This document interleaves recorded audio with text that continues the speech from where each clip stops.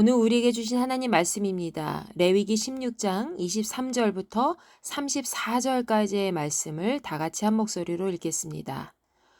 아론은 회막에 들어가서 지성소에 들어갈 때에 입었던 세마포 옷을 벗어 거기 두고 거룩한 곳에서 물로 그의 몸을 씻고 자기 옷을 입고 나와서 자기의 번제와 백성의 번제를 드려 자기와 백성을 위하여 속죄하고 속죄 제물의 기름을 제단에서 불사를 것이요 염소를 아사셀에게 보낸 자는 그의 옷을 빨고 물로 그의 몸을 씻은 후에 진영에 들어갈 것이며 속죄제의 숫송아지와 속죄제 염소의 피를 성소로 들여다가 속죄하였은즉 그 가죽과 고기와 똥을 밖으로 내다가 불사를 것이요 불사른 자는 그의 옷을 빨고 물로 그의 몸을 씻은 후에 진영에 들어갈지니라.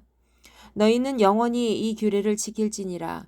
일곱째 달 곧 그 달 10일에 너희는 스스로 괴롭게 하고 아무 일도 하지 말되 본토인이든지 너희 중에 거류하는 거류민이든지 그리하라. 이날에 너희를 위하여 속죄하여 너희를 정결하게 하리니 너희의 모든 죄에서 너희가 여호와 앞에 정결하리라. 이는 너희에게 안식일 중에 안식일인즉 너희는 스스로 괴롭게 할지니 영원히 지킬 규례라.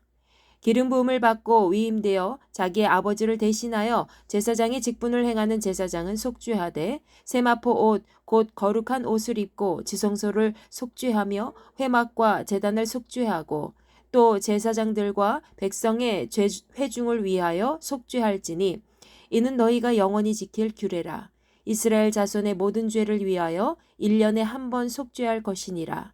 아론이 여호와께서 모세에게 명령하신 대로 행하니라. 아멘. 자, 오늘은 대속죄일 영원히 지킬 규례라는 제목으로 함께 말씀 나누고자 합니다. 본문 말씀은 이스라엘 백성들의 대속죄일의 정결 의식을 마친 다음에 마지막 후속 절차에 대해서 소개하고 있지요. 대속죄일에 대한 후속 규례는 크게 세 부분으로 나눌 수가 있습니다. 첫 번째로는 본문 말씀 23절부터 28절까지의 말씀인데요. 여기서는 대제사장이 행해야 하는 그런 일에 대하여 언급하고 있습니다. 그리고 두 번째로는 본문 말씀 29절부터 31절까지의 내용입니다. 여기서는 대속죄일이 어떤 날인지 다시 한번 하나님께서 규정해 주시면서 이 대속죄일에 백성들이 지켜야 할 의무에 대해서 말씀하고 있습니다. 세 번째로는 본문 말씀 32절부터 마지막 34절까지의 말씀입니다. 바로 제사장이 입을 옷에 대한 언급과 함께 대속죄일에 반드시 속죄해야 되는 그런 부분에 대하여 다시 한번 정리하는 말씀이 나와 있지요. 여기서 하나님께서는 대속죄일이 반드시 이스라엘 모든 백성들이 지켜야 할 규례라는 것을 재차 강조하여 말씀하셨습니다. 자, 그렇다면 본문 말씀을 보다 우리가 구체적으로 좀 살펴보도록 하겠습니다. 먼저 23절부터 28절까지의 말씀입니다. 대속죄일에 세마포 옷을 입고 지성소에 들어갔던 대제사장 아론은 이제 세마포 옷을 벗어두고 거룩한 곳에서 자신의 몸을 씻어서 정결함을 유지해야 했습니다. 그리고 원래 자신이 지성소에 들어가기 전에 입었던 옷을 다시 입고 나와서 자신과 백성들을 위한 번제를 올려드리는데요. 여호와 하나님 앞에 올려드린 이 번제는 바로 속죄 의식을 치른 행위였습니다. 여기서 대제사장이 다시 갈아입은 옷은 평상시 제사 때 입는 옷이고 또 이것은 대속죄일에 입었던 세마포 옷보다 조금 더 화려하고 또 색이 있는 옷이었습니다. 일반 제사장은 민무늬의 흰 의복을 착용한다면 이 대제사장이 입는 의복은 속옷을 제외한 모든 부분이 청색을 기본으로 만들어졌습니다. 그래서 화려한 숫까지 놓여 있는 옷이라고 볼 수 있죠. 평상시에는 일반 제사장과 달리 대제사장이 착용하는 의복은 머리에 쓰는 관과 또 허리에 두르는 띠, 또 판결, 흉패까지 모두 착용해야 했습니다. 그런데 왜 대속죄일에는 이 대제사장이 세마포 옷을 입어야 하는 것일까요? 그것은 인간의 모든 죄를 속죄하기 위한, 용서하기 위한 속죄 의식과 관련이 있다는 것이죠. 아무 무늬도 없고 단순해 보이는 가는 배옷이나 또 모시로 만든 옷이지만 이 세마포 옷은 죄로부터 떠나 정결한 이스라엘 공동체로 살아가도록 하기 위한 그런 하나님의 구속의 은혜를 상징하는 것이기 때문입니다. 그래서 더더욱 일상적으로 해결받지 못한 죄의 문제, 또 부정함의 모든 문제를 해결받기 위해서 1년에 단 한 번 행해진 대속죄일에는 지성소에 들어가는 대제사장이 반드시 세마포 옷을 착용해야 했습니다. 이렇게 지성소 안에서 행해진 거룩한 의식을 끝낸 다음 대제사장은 다시 거룩한 곳에서 깨끗하게 씻고 자기 원래 의복으로 갈아입고 나와야 했습니다. 그 다음 그가 진행해야 했던 번제는 거룩한 하나님께 속한 제사장과 백성이라는 의미로 드려진 거룩한 피 흘림의 희생제사였습니다. 그는 대속죄일에 행해진 속죄 제물의 기름은 모두 제단에서 또 불사르기까지 하여 거룩한 기름까지 하나님 앞에 속한 것임을 보여주었습니다. 그리고 특별히 본문 26절 말씀을 여러분 주목해야 될 텐데요. 여기서는 아사셀 염소를 땅이 끊어지는 광야 절벽까지 이끌고 갔던 그런 사람이 돌아와서 행하는 정결 의식입니다. 즉 아사셀 염소를 데리고 광야로 데리고 나갔다가 돌아온 사람의 경우에는 역시 그의 옷을 물로 깨끗하게 빨고 그의 몸까지 다 씻은 다음에 이스라엘 진영 안으로 들어올 수가 있었죠. 이것은 아사셀 염소와 동행함으로 말미암아 생긴 그런 부정함, 그런 것들을 씻어내기 위한 거룩한 의식이었습니다. 그 다음 27절부터 28절까지의 말씀에서는 속죄제물의 고기를 처리한 자에 대한 그런 정결의식이 기록되어 있지요. 여기서는 속죄제물이었던 숫송아지와 염소의 피는 지성소에서 죄를 속죄하기 위하여 사용되어졌기 때문에 그 나머지 부분인 가죽과 고기와 내장의 경우에는 모두 진영 밖의 거룩한 곳에서 반드시 불살라야 했습니다. 또한 그 고기와 남은 그 찌꺼기를 불사른 자 역시 자기 옷을 빨고 또 물로 자신의 신체를 깨끗하게 씻은 다음에 진영 안으로 들어올 수 있었습니다. 속죄제물의 남은 고기는 죽음과 관련되어 있기 때문에 사체에 접촉한 자 역시 부정함을 입었기 때문이지요. 다음으로 29절부터 34절까지의 말씀에서는 영원히 지킬 규례인 대속죄일에 이스라엘 백성들이 행해야 되는 그런 할 일에 대해서 기록하고 있습니다. 그들은 먼저 그들의 대속죄를 한 사람도 빠짐없이 영원토록 지켜야 되는 그런 하나님의 법으로 인식하고 안식일 중에 안식일로 취급해야 했습니다. 대속죄일은 일곱째 달 그 달 10일로 기록되어 있듯이 유대인의 달력으로 매년 음력 7월 10일에 지켜야 하는 것입니다. 그날에는 스스로 괴롭게 하고 아무 일도 하지 말아야 한다고 하나님이 말씀하셨죠. 이 말씀에 따라 유대인들은 그날 금식을 하기도 했지만 중요한 것은 지난 한 해 동안 지었던 그런 허물과 죄를 생각하면서 자기 자신을 돌아보고 하나님 앞에서 보다 겸손하고 또 깨끗한 모습으로 나아가야 함을 의미하는 것입니다.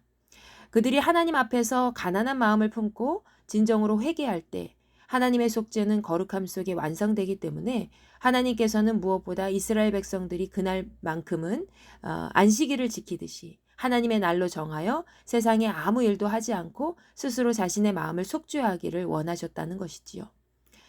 여러분 마태복음 5장의 산상수훈 말씀에서도 예수께서는 마음이 가난한 자는 복이 있나니 천국이 그들의 것이요 라고 말씀하셨습니다.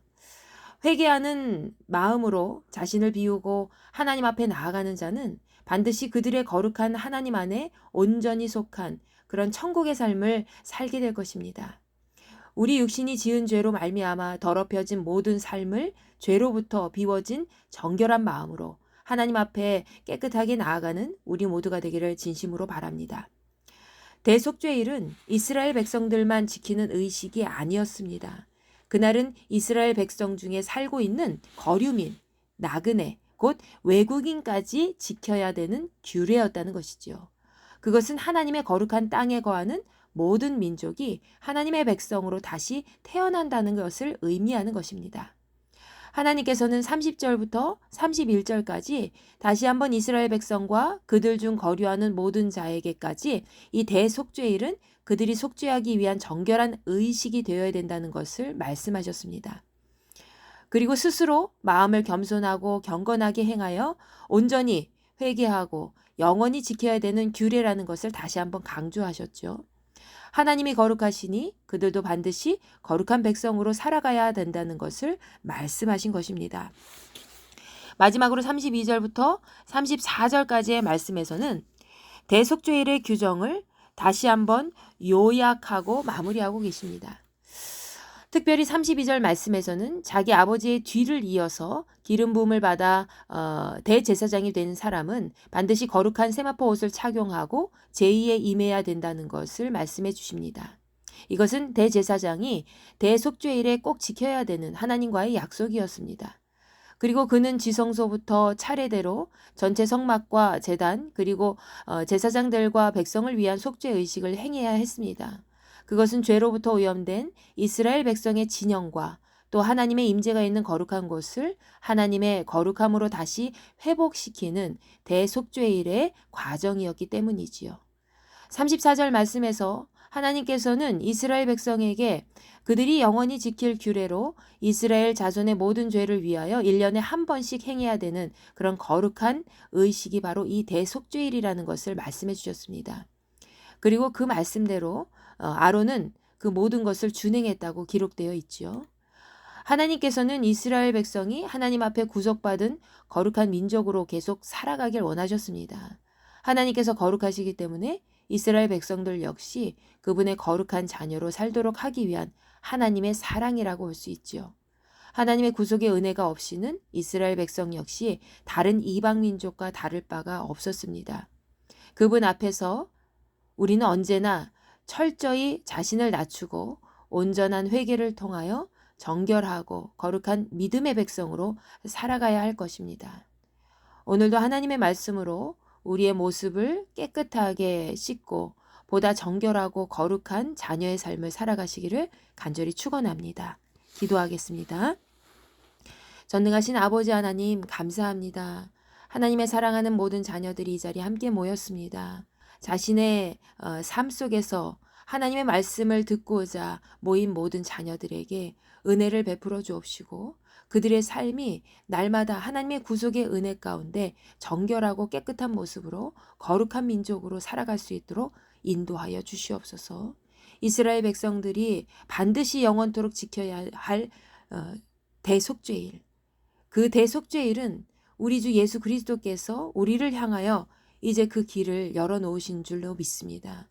예수 그리스도로 인해서 속죄함을 입은 영원히 속죄함을 입은 우리 모두가 이제는 그분의 말씀에 따라 행하여 날마다 거룩한 존재로 하나님의 거룩한 백성으로 하나님이 기뻐하시는 믿음의 자녀로 살아갈 수 있도록 은혜를 베풀어 주시옵소서. 하나님께서 이스라엘 백성들에게 대속죄일을 통하여 그들의 삶을 거룩하게 지켜주셨듯이 우리의 삶도 예수로 인해서 이미 거룩해진 줄로 믿습니다. 그러나 세상 가운데 다시 오염된 우리의 더러움을 이제는 주님의 말씀으로 다시 거룩하게 씻게 하시고 누구보다도 정결하고 깨끗한 모습으로 하나님 앞에 거룩한 자녀로 나아갈 수 있도록 은혜를 베풀어 주시옵소서. 오늘 하루도 하나님의 신실한 믿음의 백성이 되기를 원합니다. 하나님의 뜻을 바르게 행하고 하나님의 말씀하신 모든 것들을 잘 지켜 행하는 거룩한 백성으로 하나님의 임재가 있는 귀한 하루가 될 수 있도록 인도하여 주시옵소서. 감사드리며 살아계신 우리 주 예수 그리스도의 이름으로 간절히 기도하옵나이다. 아멘.